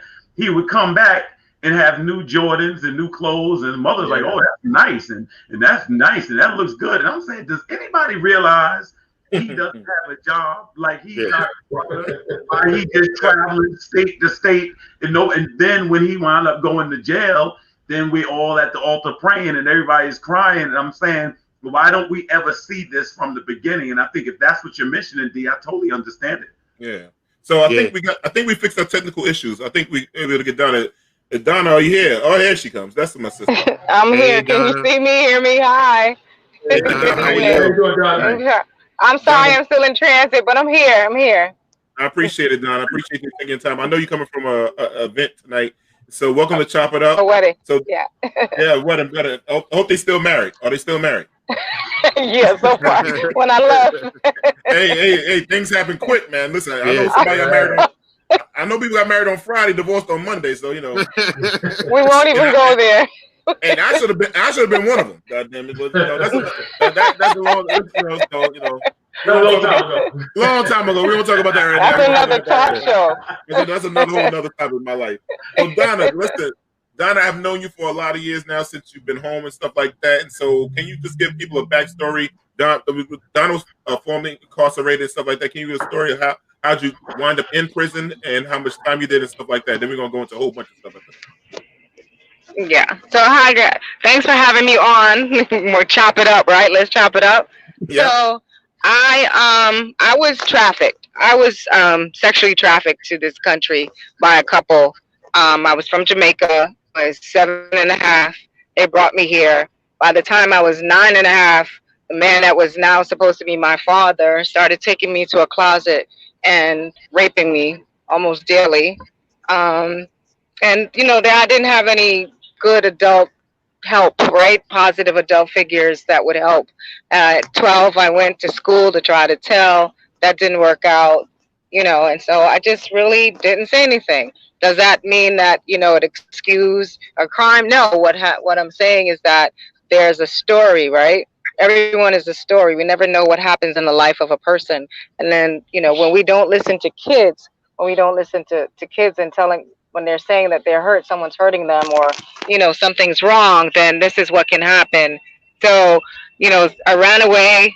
I ran away with an older man who said that he would help me, and I believed him. I just need to get away. Finally, an adult said they would, they're listening, they would help me, and that, he became my worst nightmare. And as a result, I have a daughter, and I was severely abused by him. So I just kept making many, taking wrong turns, but I didn't have any positive role models. I didn't have anyone, talking to me. People take advantage of you. And one thing I learned, predators know prey.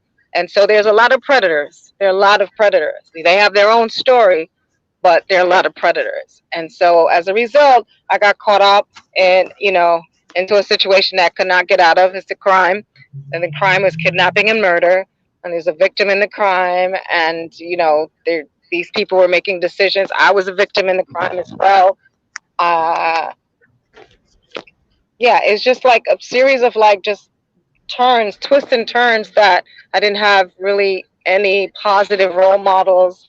One of the things that was said about me, I remember this, was that, oh, she's so smart.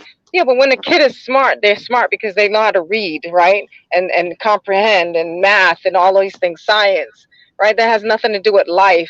Kids should not be put in a position where they're making adult decisions. They have to figure things out. How are they going to do that? It's the adults in their lives that are supposed to protect them or take care of them. Kids should not be, responsible for adult decisions or adult failures either. So. You was extremely younger. I mean, considering the age, most adults, we don't develop most grown people don't develop thought process at age 25. How old were you when you went to prison, and how many years did they sentence you to? I had just turned 20. And they sentenced me to 25 to life. And, wow. I was an adolescent when back in the 80s, it changes every decade. It changes the age of development, of adulthood. But then I was still not even an adult for the system. And so I was placed in the adolescent, unit at some point.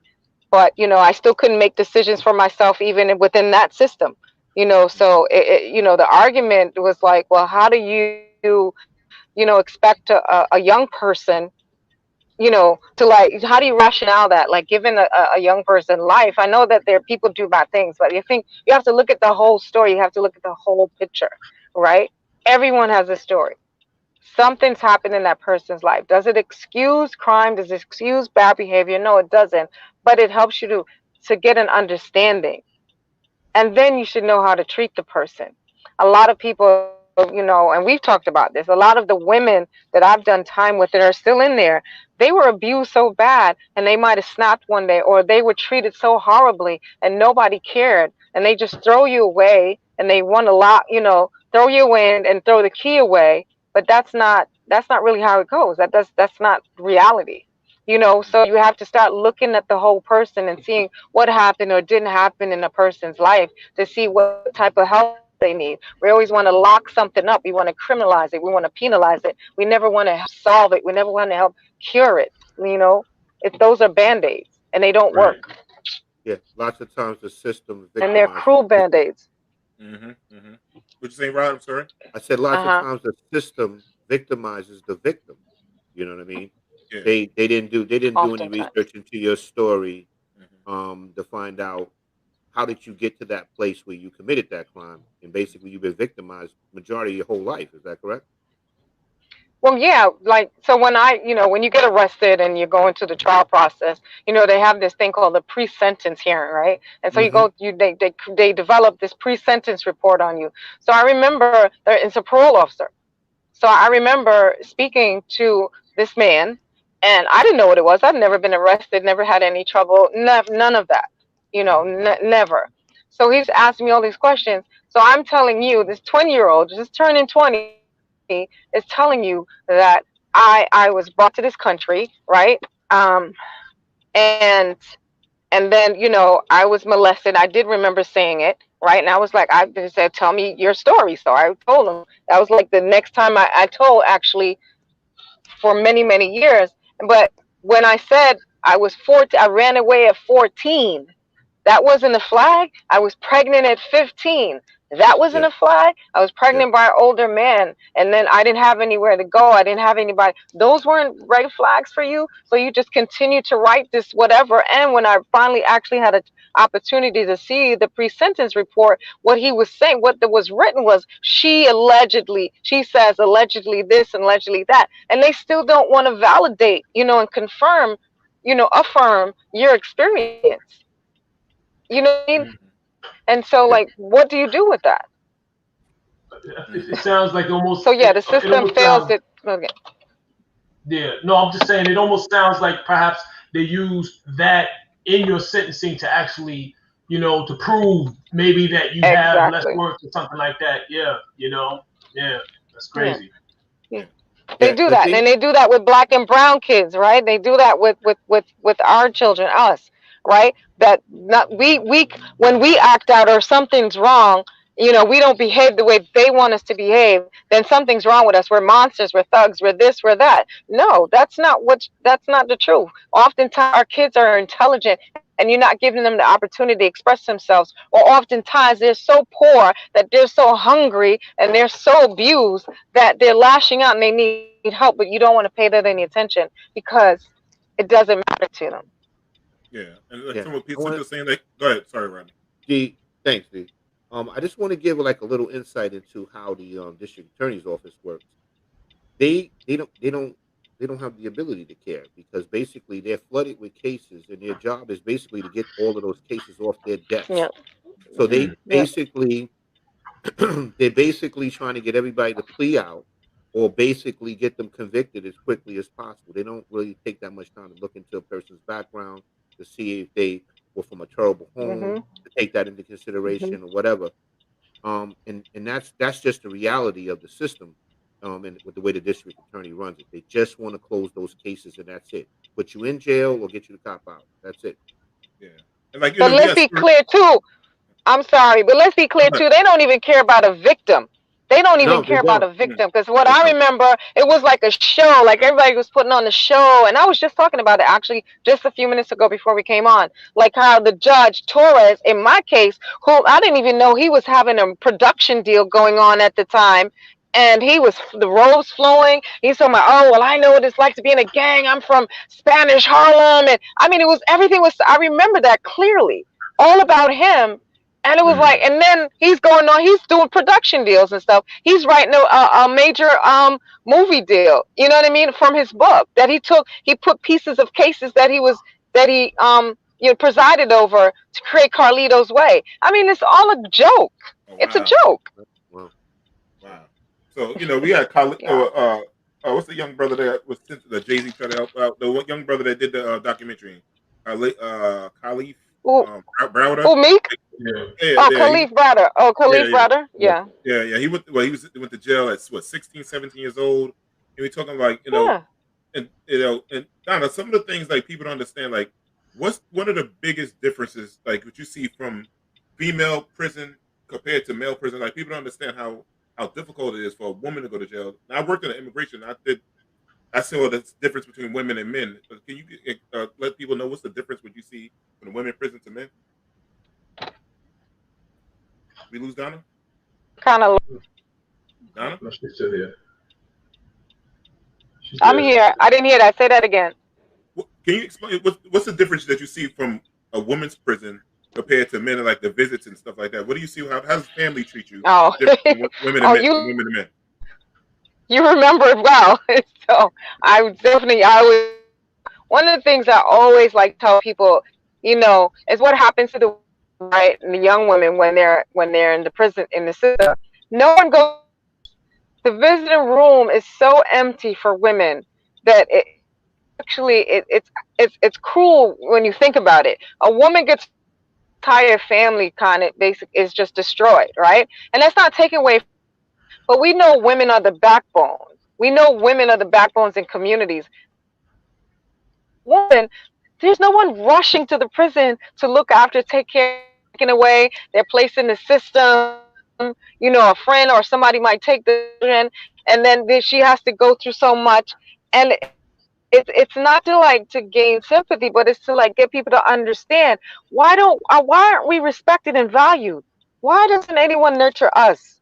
We're always nurturing everyone else. The visitor room it takes special holidays and special buses that are created to get people to go visit women, but they're lines.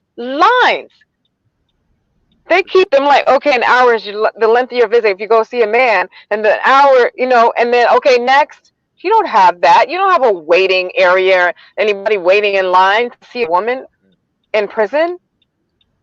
And something's wrong with that.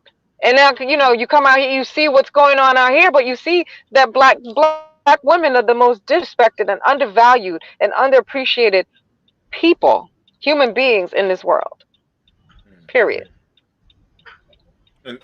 And lately, recently in recent times, I know they had the women marches going on and stuff like that, and women's rights and stuff. And I know you was on the front line for some of those things. And a lot of people don't know that you were actually blocked from the White House. Can you expound on why the Trump administration blocked you? Because I know I seen you out there with Rosario Dawson. Rosario Dawson. Rosario and I used to date in my head years ago, long time ago. Maybe that was my girlfriend. That was my girlfriend. You're always saying that. That was my girlfriend back in my head a long time ago. Tell her I love it. I miss her. I'm sending a message. Yeah. So, can you talk about why Trump blocked you, and just tell us about that. Did we lose Donna? Uh-oh. I think she's frozen again, y'all. Right? Yeah, it's cutting out a little bit. Yeah. Go to a dead spot. Hold on. I'm coming back. She's frozen on the screen. I can hear Hello? Her. Yeah, Donna, we can hear you, but we can't. You're frozen, but we can hear you. Hi, you can hear me? Yeah, we can hear you. We can hear you. Go ahead, sis. Donna, there she go. Can y'all hear me? Okay, I'm sorry. I guess because I paused. Anyway, let me try to get it out. So I was invited with a group of people. We're there. I was like, you know what? I'm gonna go because if I don't go into the room, then no one's gonna hear our stories. And like, how do I meet you? I expect you to meet me halfway if I don't like extend myself. So anyway, I went, had to invite everything. Got there. The team went up. I'm like one of the only ones left. I was the only one left. Secret Service came with like, Miss Hilton, you have a do not admit. You cannot go any further. Now the White House is like right over there. I'm like right there in the Secret Service tent. And I was like, soon they walk me out. They're all, have on their rain gear and stuff. The sky's open and it's pouring rain on me. So I was like, what does that mean? What does that mean? But I had that feeling because I was at the front lines at the Women's March in 2017. So I know I was the most high profile in a negative way for them, but I was like, oh, okay, well, I got the invite. It went through. So, okay, all right, maybe this might just be an opportunity, right? To talk about women, talk about violence, talk about those things. Nope. Walked me right out. Secret Service in the rain, didn't care. Talking about I had to do not admit I could never enter the White House. So I'm like, when I hear and like I gotta call this out, how I am. Ice Cube, you talking about the Trump administration like want to talk to you about? Come on now, come on. How dumb can we be? Ice Cube called you? No, I'm saying he's saying that the Trump administration, the White House reached out to him and want to talk about like the platinum deal for Black people. First of all, we have to look at the coded words and messages here. Platinum. Come on now, come on. Yeah, well, I have something to say about that. Be good. Yeah, if it's platinum, it's got to be good. Oh, come on. Yeah, but that's coded. It's racist. Yeah, it's racist. We need to get out of that. First of all, you know what I mean? So you saying like, they have 2 pages of the deal, like the Black deal. Like, who needs to do that? What do you don't need to write anything for anybody? All you got to do is stop being racist. Be anti-racist. So Donna, make sure that you give the communities, the Black communities, the things that they need. Come on, you know how I get. Yeah, I know. So Donna, I know you got a book out now. Can you tell us a little about the title of your book and what's the name of it? Yes. And what's the book about? Yes, the name of my book is called A Little Piece of Light, and it's my story. It tells the story of before, when I was a little girl in Jamaica growing up, how I was brought to this country, what happened to me, how I got, caught up into a crime that, was a horrible crime, a kidnapping and murder, and the time that I did at Bedford, the 27 years I did at Bedford Hills Correctional Facility, and the women that I met and I humanized, I humanized them, I humanized myself, and I tried to show us, especially them, as human beings, as people, women, that no one wanted to help. I really wanted to show who America locks up and why.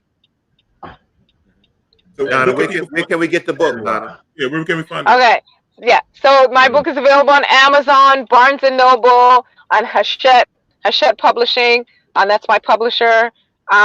Most major bookstores, mom and pop stores, you can find it. A Little Piece of Light. And here's I'm putting on my mask so y'all can see. That's my thing. Always gotta promote. That's right. You got any social media pages you want to give out? Yeah. So yes, I don't hide, even though I get death threats and the Proud Boys and all these other QAnon and everybody comes after me. I'm Donna Hilton on social media, Twitter, Facebook, Instagram, some others, LinkedIn, and I also have a Little Piece of Light page because I just opened. Yesterday was the grand opening of my organization's office. I was going to ask you about it. Tell people what that's about. How are you serving? How are you serving the community? How are you serving the community?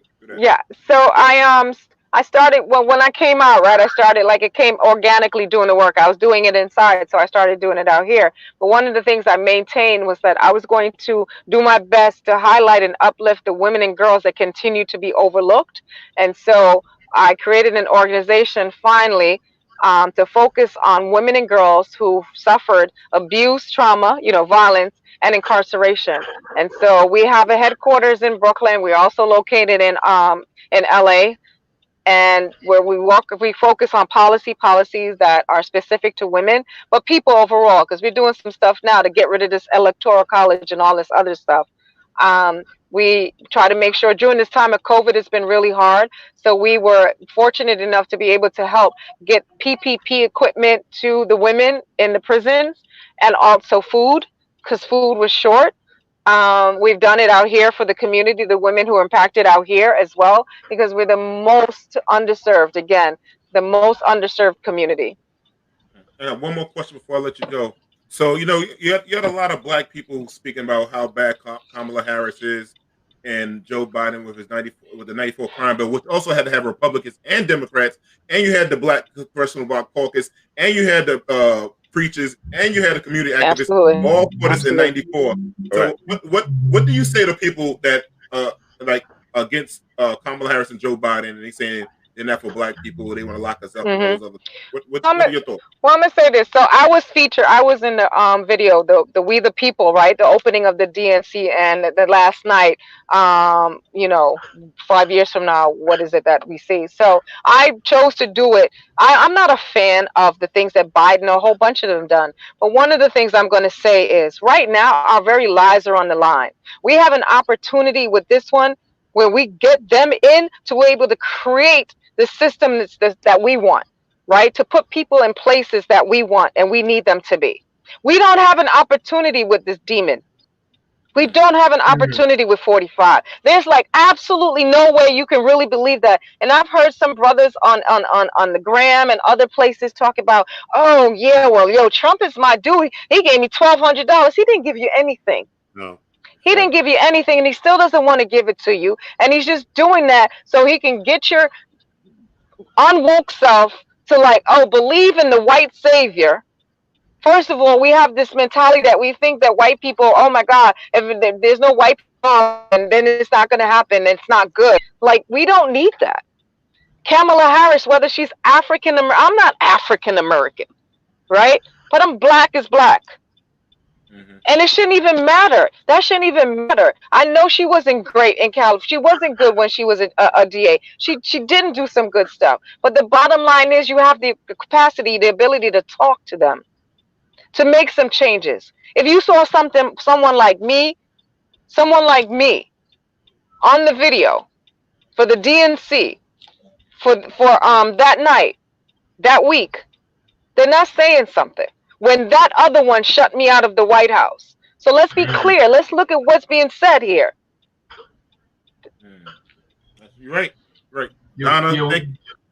Sorry. Somebody will say something? No, I was just saying it was just, with it seems like with Biden and Kamala, we do have at least an audience. You know what I mean? They do have to at least listen. Yes. Versus Trump. You know what I mean? Yes. He's just Yes. just whatever.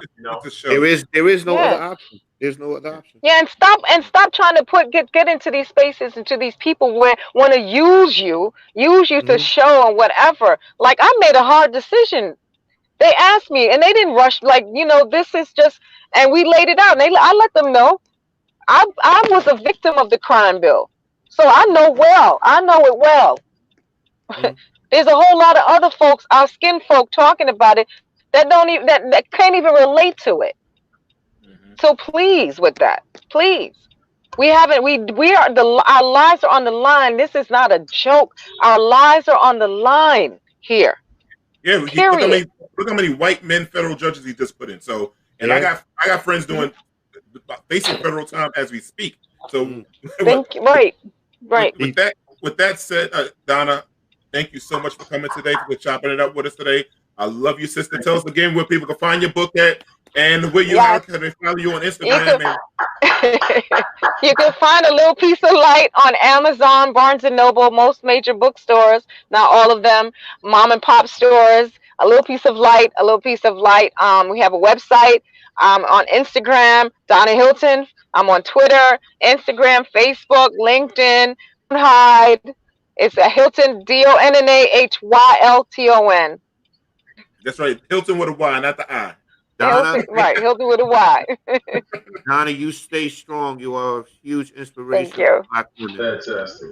Thank you Thank you so for being much. on the Thank show. you. Thank Love you. you, sister. Love you, sister. Appreciate you. Thank you. All Have a right. good Much night. love. Get on safe. Get Good on night. safe. Get on safe. All right. Thank you. Cool. Cool. Cool.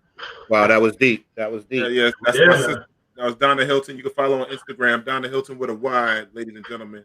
You know, as you see, like, you know, we've had a lot of ladies today. Kelvin and I represent the pink for the breast cancer awareness today.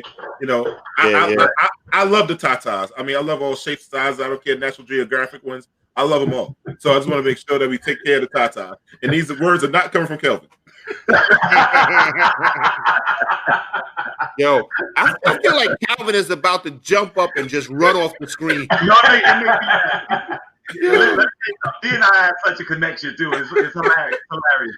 But no, I'll tell you, excellent guest tonight. Yeah. You know, very, very enlightening, enlightening. And I'll just tell you, I was thinking about this.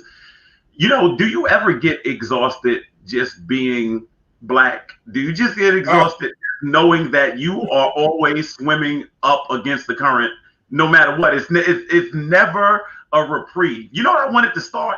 I had an idea. I wanted to start racism off day, not the whole year, just one day where the racist would say, "Look, you know what I'm saying? We say, let the racist today, don't follow me around the store today. You do it tomorrow. Today, take off. Just one day, no racism day. That's all. Not saying you don't have to be racist. You just don't have to practice. It's like alternate side of the street parking. We're gonna suspend racism today. If we can just get one day." You know, good luck with that, Calvin. Being Black is like running a marathon and you're not in shape for it, right? Yeah. We wouldn't even know what to do with it, man. I'm telling you, man. That'd be a date, man. I would love to see that. That can, I don't think it ever can happen. Not in this country. Nah. You know, this country was built on racism. That's right. It was built on. So, you know, this is the COVID-19 year and everything like that. So we had a lot of people dealing. How did everyone handle the COVID-19 relationship things? Have you ever seen people breaking up? Like, COVID-19 was very stressful. You had the kids at home. Before you had a break when you went to work. You had your at work wife. Not me. You know, that was a long time ago. long time ago. You know what I'm saying? None of these men on this stage had none of us have at work wives. That was a long time ago, like I said. Well, you know what it is. I think you remember that expression. Adversity doesn't build character; it reveals it. Yeah. I think sometimes people, it may be just good to actually just have something come and almost test your mettle to see. Now, obviously, we've seen domestic violence cases climb. We've seen a spike in alcohol. We've seen, you know, people, I think when it comes to trauma or adversity, I think they revert back to, you know, some primal instincts in some cases. You know, and if you are going to be in a relationship, obviously it's going to be tested. If it doesn't withstand the test, then obviously that lets you know where there's a void at and where you need to work on certain things. I don't think it's great to just say, all right, well, I think what happens is when you go through certain things, it impairs your judgment. So there are certain people that, you know, I remember a woman told me, she said, I married my husband because of what he wasn't. He wasn't abusing me like the last person. He wasn't, you know, hitting me like the last. So in other words, she just opted basically to try to get to the ground level. And so if something pushes you to a certain situation, so if COVID if you needed COVID to make a strong relationship, that may be something you need to find out why. And if COVID tore your relationship apart, then you need to find that out why also. Yeah. Mm-hmm. Well, I'm gonna tell you right now, COVID revealed something in my marriage. Me and my wife were always big on going out to dinner. We would go out to dinner, you know, pretty much every week, or sometimes twice a week. But then we couldn't do that, so we basically spent time at home and, you know, chilled in the backyard, you know, entertained ourselves. And then when you're forced to be with somebody, it's going to test if you really built for that relationship. You know what I mean? But the thing is, I'll be honest with you, me and my wife made fun of it. We had fun with it. We sat in the backyard, we talked, we laughed, we had conversations about things that we normally didn't have. You know what I'm saying? So to be honest with you, it opened us to each other. You know what I mean? So to me, I think me and my marriage survived the COVID. You know what I'm saying? And I'm not saying that because, you know, my wife listens to the show. It's true. You know what I mean? Right. Yeah, it's so funny. I just had the same conversation with my wife earlier today. We were talking about COVID and the things that we didn't, that we just have a certain, you have a certain rhythm to your marriage, man, and to your life. And our thing is just, the kids will be off to school, and then we'll steal an hour or two, in the day. You know what I mean? It was just like, she's doing her thing on her business, and I'm doing my thing. And I say, hey, honey, let's go to lunch, right quick. You know what I mean? And do something, and you get that little time in. And that kind of helps us until we, kind of navigate the stresses in life, until maybe we get a chance to go away on a vacation or something. But now all of that is gone. And none of those stresses are just still there, and they just kind of, you know what I mean? It's almost like you get a chance to almost shower or wash it away, for a little while, and we haven't had a chance to kind of wash things away in the normal way that we normally operate. You know what I mean? So, and I think also sometimes people realize that they love someone that they don't get along with, and I think that is, certain things can camouflage it. Certain things can disguise it. I remember when I think Chris Paul was talking about, you look at some of the athletes, you're on the road every other day, or you're on the road for a couple of weeks and things like that. Then when there's a lockout or something like that, and you're home all the time, they realized, they were saying that some of the wives was like, you need to go back and play ball. Like you being here, this marriage doesn't work with you being here all the time. It works because your schedule allows you to go away a lot, and then I don't have to deal with you in some situations. But that's the thing, it's a disruptor to your normal, it's like life. You have a normal pattern, and you know what I mean, to your life. You know what I mean? And when something comes along and takes that thing off, then you got to figure out a whole new way in some instances to live with one another. You know what I mean? Right. The thing with the NBA guys, he's away, so they truly don't even know, but because they don't spend a lot of time with each other, they don't really know if they're compatible for each other. They don't find out till after retirement. You know correct. What I mean? That's when they're going to find out. When you got to spend a lot of time with the person. You had basketball season to get you away from it. So you really don't truly know if you're compatible for this person or if you guys can mix or not. But I said this in the first segment. I told you guys, I said it can't always be about going to the party. You got to be able to go to the funeral too. You know what I mean? So you guys got to be compatible enough to know that when things are good, you're good. And guess what? When things are bad, I should turn around and you should be standing right there too. You know what I'm saying? And then vice versa. When she turns around, I should be standing there. And that should go for friendships during the COVID-19. Absolutely, D. The thing is, I know who I can call. I know who I can turn around and going to be there. You know what I'm saying? And I had a lot of people helping me out through my sickness and everything like that. And that really showed who's your real friends and stuff like that. Like, correct. Adversity who's checking on you? Adversity and tough times should show you everybody that's in your circle who they really are. Correct. I know somebody put that on the bottom that success reveals, more than adversaries, but I disagree with that. I think adversity is going to reveal people's true character. It's going to reveal your true character. Because who's going to be there when you really need it, man? And you really need it. Show up, Exactly. Everybody shows up when you got a pocket full of cash, man. Correct. And you're doing all right. When you're having a cookout, when you're having a party, everybody's there. Everybody's there, right on time. But let's stop. See what's up. So let shit hit the fan and see who's there. That'll tell you the truth. No doubt, man. I'll be there. I got you, man. I know you there, D. I got you, buddy. I got $5 on every mission that we go on. So now, with that, here goes another thing. Like one thing I've been missing, and for this since COVID is like going on trips. We can have guys and girls also do these guys and girls trips. So long time ago, we a lot of the guys trips, and guys and ladies travel different, man. So I have homeboys that will stay in some like Motel 6 joints. They look on how many bed bugs might be compared to that's what we figure out how to sleep on. And I got many stories. I got stories of my man Sam and a whole bunch of stuff. So like, what do you miss? Do you miss the guy trips? And like, how do you feel about your lady going on guy trips? And can guys go on guy trips now? I'm gonna let y'all single dudes handle that because. Yo, Derek, me and you in the same game. I can't exist, brother. Let me tell you something. Long time ago. I'm gonna keep it 100%. A long time ago. We talking about a long time ago. I keep it 100. I can't go on no guy trips. Not being married.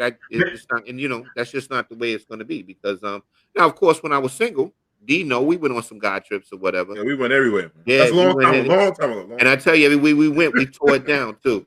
Hey. Nah, I mean long time ago, D. A long time ago. Let me ask this question because this was a subject of a great debate many years ago that I had. So we had this discussion. I was at a friend's house, and she was married. I mean, I think half of the place was married, and when she got married in St. Martin. So I took two of my friends. Now, these two friends, these guys were married. I wasn't married. So we go to St. Martin, and she says to me, your friends should have never even been there without their wives. So I was like, why not? I was like, we just, they just came, hanging out and all this stuff like that.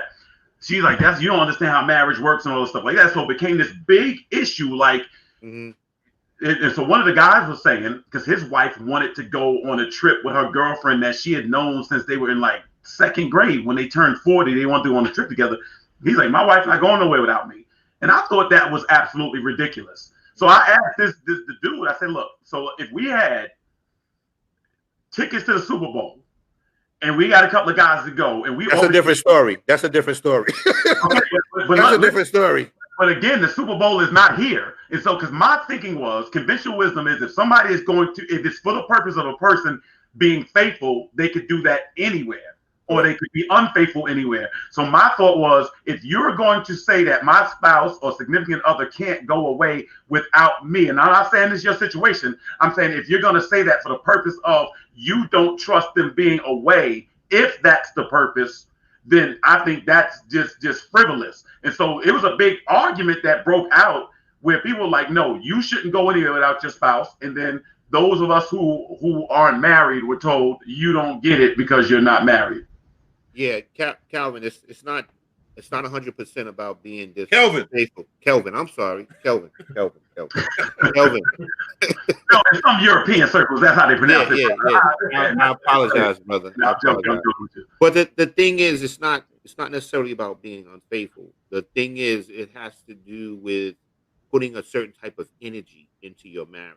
If you start to do a lot of things separate, then eventually you will be separate. You know what I'm saying? So the thing is, now, of course, if you came into some tickets for the Super Bowl and I've been to a Super Bowl before, I'm telling you right now, you have not lived. That is the ultimate sporting event. You know what I mean? And I saw the Giants in the Super Bowl. Wow. And they beat New England. So, yeah, you official. Yeah, I'm official. Yeah. My life is amazing. You know what I'm saying? But anyway, it's about putting a certain type of energy into your marriage. You know what I'm saying? Because like I know friends that used to go to certain events every year when they were single. And then all of a sudden they wanted to continue to go to these certain events when they were married. Yeah, and I remember being that guy that's saying, and I was still single at the time. I said, I'm telling you right now, dude, you married, that's going to be a problem. Okay, you can sit here and act machismo with me all you want, but that's going to be a problem. And sure enough, when you got back, that's when you saw the problems because a little bit of insecurity kicks in. What were you doing? Where were you at? Who were you with? And then you're with a whole bunch of single guys and then you're married. You know what I'm saying? So, women start to talk, your wife's friends or girlfriend's friends start to put things in her head. You know what I'm saying? Depending on where you go, they may say, hey, guess what? You know what they do there. You know what I mean? That's why men go there. So it creates a very bad energy in your marriage. You know what I'm saying? Not saying that I can't completely go nowhere. Like you say, you come with some tickets for the Super Bowl. Guess what? I go to my wife and say, Joe, this is a once in a lifetime opportunity.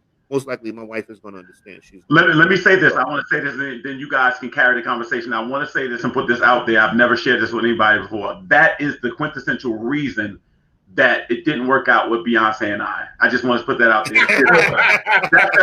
A lot of people in the media got it misconstrued or whatever like that. That's the reason the distance to travel is a big thing. But I'm sorry, I digress. Go ahead. No, it's all right, Kelvin.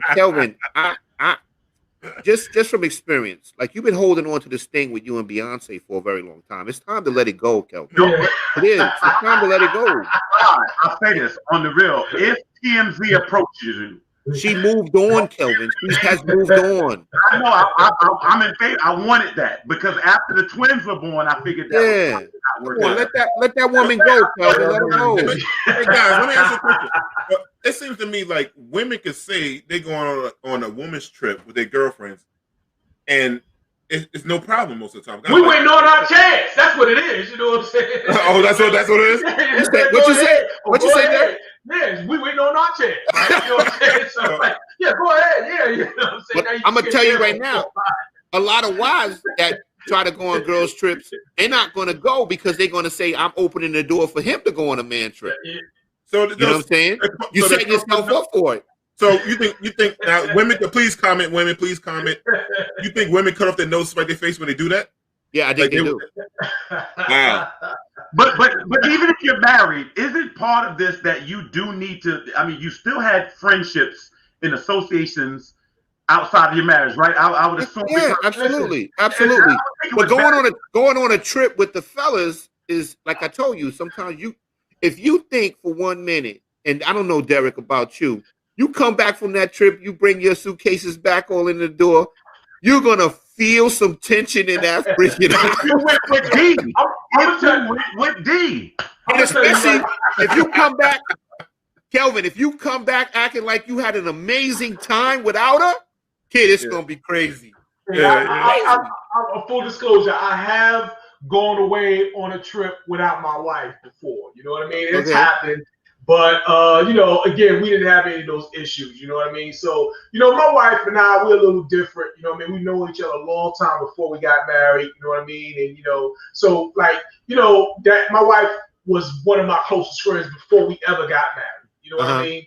So, before we ever even started dating, you know what I mean? So, it's a little difference, you know what I mean? So, I really enjoy going away on a trip with my wife, you know what I mean? A lot of times when we go away, that's when I have my best time, you know what I mean? Yeah. She's with me, so we're a little different. We're a little different, but no, but I just, if I went away, it would not be an issue, and it was not an issue, you know what I mean? I just had to make sure I missed her a little bit. How long were you going?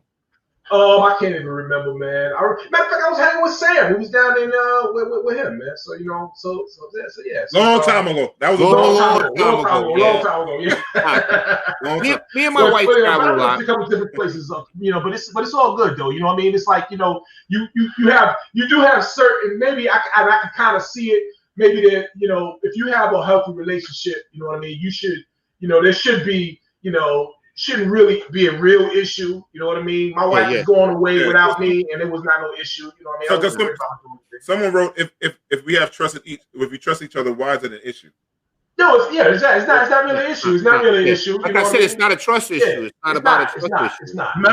But it is an energy issue. Like I'm trying to tell you, Derek is saying it. It's an energy issue. The thing is this: you come back, you was with your homie. Now the thing is too, I need to let this out here too. If you go on a trip with like 2 or 3 other married guys, then you most likely you're going to get away with that trip. That trip is okay. You're going away for a couple of days, and like I said, you found somebody got some tickets to the Super Bowl or whatever. But you go hanging out with your old friends that's single or whatever. That's going to be your wife is going to point that out. I would say most wives. So it's mostly if your single friends or your married friends invite you. It's a difference. It's a difference. Yeah, there's a difference between the single friends and the married friends. Me and you know that best. No question. I said, D, me and you know that best. Because the thing is, every girlfriend or wife, that they have this issue with a certain friend of their husband or their boyfriend. They do. So now, who was that friend, Rodney, for you?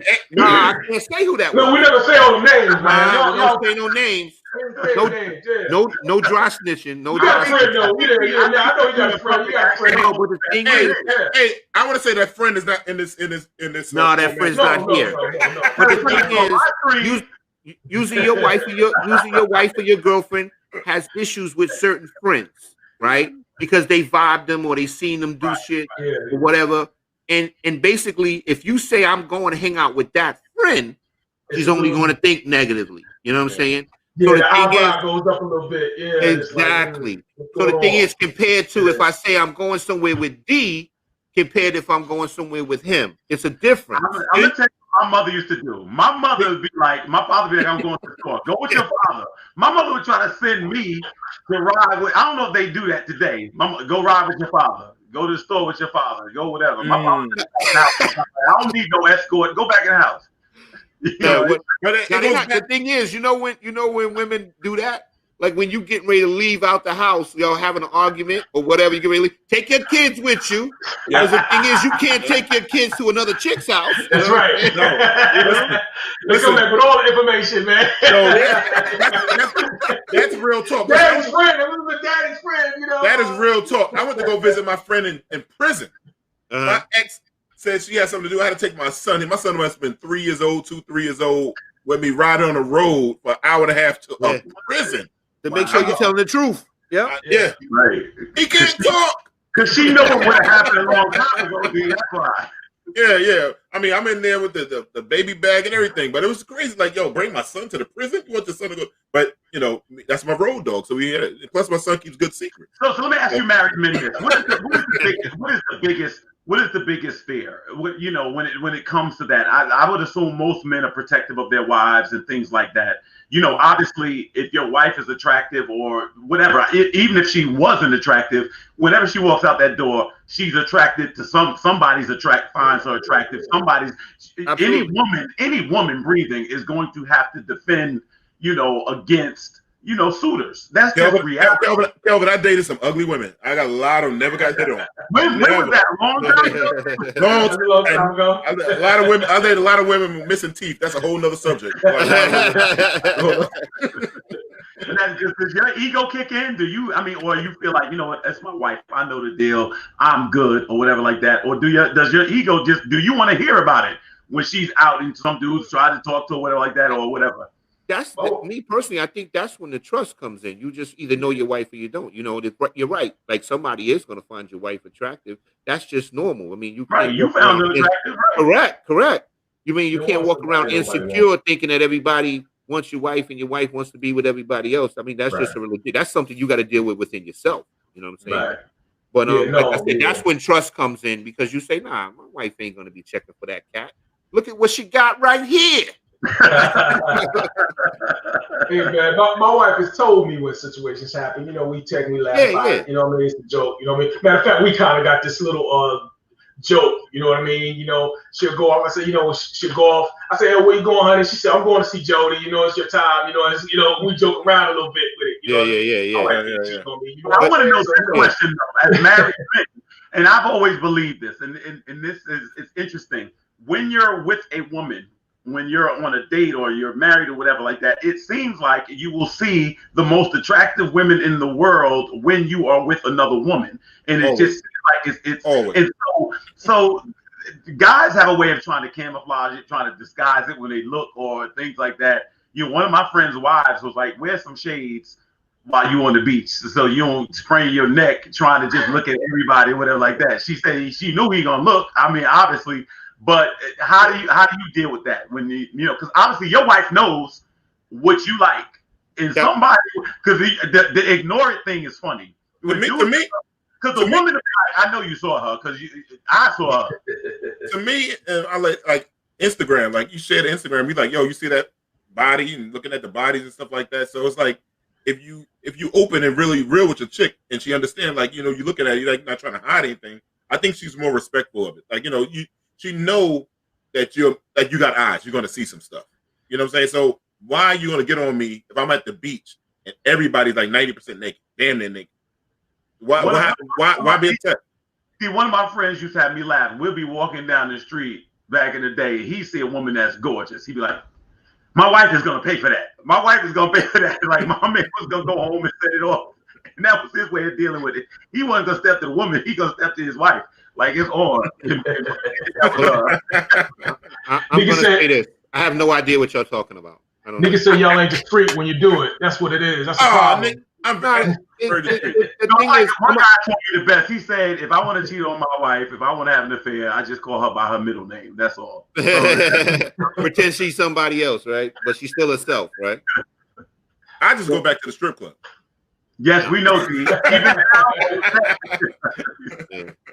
I tell you right now, what you were talking about, Calvin, is based on experience. Like, if your wife sees something before you that she feels that you're gonna look at, and you actually get caught, then you ain't that good. That's you shouldn't don't even look, because you know that you're being set up. It's a setup. Right. What you gotta do, you gotta look fast and put it in your memory real quick. You look, boom, got it. And now you're back on whatever you gotta do. So I want to ask, we only got a few minutes left. I want to ask this question. I want to ask for the women out there. I always ask this question. It sounds ridiculous, but I always ask this question. What is the purpose of cleavage? And the reason I ask that, because obviously men look at cleavage. Women look like they get offended when you do look. And so it's this game of cat and mouse. Can you look and check it out before the woman can catch you out there? Eye contact. So one woman told me, she's like, it's for you to glance, not to stare. So and I was about to tell you that, Calvin. You're not supposed to stare at it. Right. Yeah, you're not supposed to stare at it. That's what it is. You're not supposed to stare at it. But it almost seems like entrapment. Oh, so I think somebody said I'm suspicious when they don't look. Right. So Robin, are you saying that you think your man might be a little on the other side of the street? Listen, I want to make sure we get more sponsorships. So I'm not gonna say No, I'm telling you right now, after today, the sponsors are dead. Yeah. Oh, y'all trying to get sponsorship? Yeah. Oh, nah, you know that. I think I get Robin's point. Robin's point is obvious. It's a front when you sitting there acting like you don't see it. That's the thing. Because remember, the comedians be like, the dude to point out something else on a woman. You see her shoes? That's ridiculous. So you could draw attention to her, so you both can look. And at the end of the day, you was just trying to front. So that's what it is. That's posturing. It's just human nature. Yeah. I mean, listen, you got some cleavage. I'm gonna look. Like I said, I haven't seen a bad breast in my life. They all look good to me. You know, the stay right there's the 5 baby deep dress, National Geographic. I love them all. Big ones, little ones, gigantic, great aunt titties, all kind of stuff. I love he them all. said great aunt titties. You know, the one with the wait a minute. With the flapping arms, those things. I love them. I love them. The next time I go, when we open up again, and I try to go to a church and preach, they're gonna tell me you can't come just because you know it. It don't matter if you said it. You just can't come. You're guilty by association, Kelvin. You out here looking crazy, man. I know, man. I know. The words are coming out of my mouth, not Kelvin. Now, this was good, guys. We had a good show tonight, man. I mean, I really appreciate the good topics. Like, I want to thank again Promise Batista, our girl Donna Hilton, our sponsors, everyone. Like, you know, we'll be back again next week for Chopping It Up. I hope you could join us. Please like, share. We're on Facebook and on YouTube. I'm going to tell one thing, like black men, we need to always tell each other that we love each other. So I love you, Kelvin. I love you, Derek. I love you, Rodney. I want you guys to be safe, wrapped in love. If I could, I'll kiss you on the cheeks. You know what I'm saying? Okay. Because, you know, we are in a manly way. Right, in a manly way. Even though I'm wearing pink. I'm wearing pink, but you know. Yeah, you gotta change that pink shirt, but brothers, I love y'all. It is an honor working with y'all, and I just happy to be part of this, guys. Thank you. And we shout out everybody that viewed tonight. I have some friends on there, my friend Marsha and Robin and the crew. Everybody, love you guys. And to the gentlemen, listen, I would never ever work with anybody but you all unless there's a certain dollar amount a dollar amount that you can get to Beyonce with. Yeah, you can get to Beyonce with. She said, let me upgrade you, baby. Kelvin, you gotta let it go, man. You gotta let it go. You gotta let it go. We're gonna talk about that behind the scenes, man. I'm gonna counsel you, all right? Hey, Kelvin, listen, I date a lot of women in my head. I might go on a trip with so Lathan tonight. We might go somewhere tonight. I don't know where we gotta figure out we're gonna fly out to. I'm rich in my head too. Yeah. I just want to say shout out to our first and probably last sponsor. Thank you. Seamonts. Seamonts. Thank you very much. Yeah. Please come back. Please come back. All right. Guys, I love you guys, man. See you next week. All right. Peace. Thanks to everyone for checking us out. Like and follow us on YouTube and Facebook. Peace. That's right. Later, y'all.